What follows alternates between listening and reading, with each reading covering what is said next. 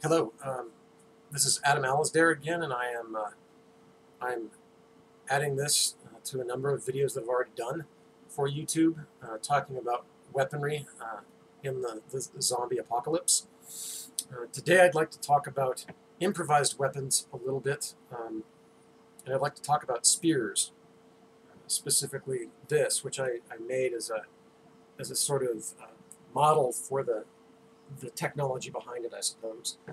This is not really meant to be a serious weapon, more to test the manufacturing of it and to demonstrate some of the things that you could use if you needed to construct something to defend yourself with available materials. So if you were really using this more than as a light javelin, basically, you would probably use a heftier shaft, and you would use a bigger blade. Something on the order of this. This is a throwing knife, which you could easily turn into a spear by simply removing the handle scales with they screw out. And so this would be a fine spear point. It's heavy enough that it's going to do the job. It's going to last a long time. And so you would use a thicker shaft and something like this. But the techniques of constructing it would be the same as this thing here. This is simply an old knife blade that I've removed the handle scales from, and a piece of wood. This was a rake handle, and it's simply been split so that I can insert the blade and then pin it. It's been pinned 3 times through here, and then this further has been secured with rawhide and glue. So this is actually fairly stout in its construction, and you can get rawhide from dog bones from any sort of supermarket or store. They're probably unlikely to be looted. Soak them in water, and then you can take them apart, cut them into strips, and you have something like this.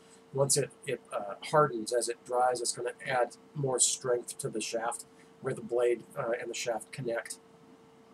This is actually an ancient type of construction. Some of the first spears would have been made in a manner roughly similar to this, although they probably would have used not a steel knife blade, but a stone or flint point.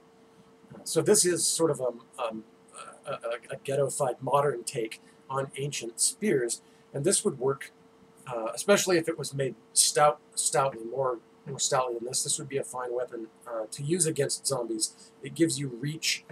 You can throw it if you have to. You can use it in one or both hands. The shaft can be used to trip or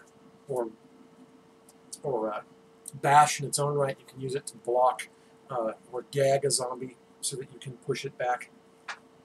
And of course, you can use this in conjunction with other things, whether or not you're using a shield of some kind, or you have a vambrace or an arm guard like this.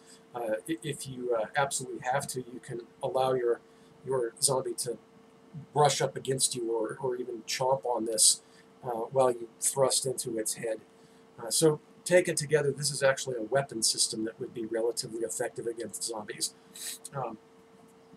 And obviously, you're not going to be looking to use this as your main weapon all the time, but if you need to manufacture something to defend yourself with, you can definitely do something like this with basically minimal tools and whatever spare parts you can scrounge. I think one of the things that I've been trying to stress is that really there's no excuse for being unarmed in the zombie apocalypse, because there's so many different things that you can use to manufacture weapons, to take something from your surroundings and apply it to self-defense as a weapon. I actually did a search through my relatively unstocked student ghetto backyard, and I wanted to count how many things I could find that you could use as a weapon, whether to bash or pierce or hack or something. So counting only things that were not meant to be weapons, I stopped counting somewhere around 20.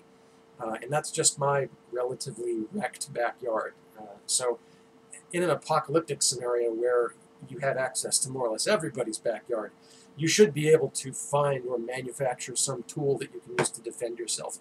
If you absolutely had to, you could put this to use hunting as well, although that's going to take a certain amount of skill to be able to close with an animal close enough to use something like this. But definitely, if you have to, use found items, anyone should be able to construct for themselves a viable weapon.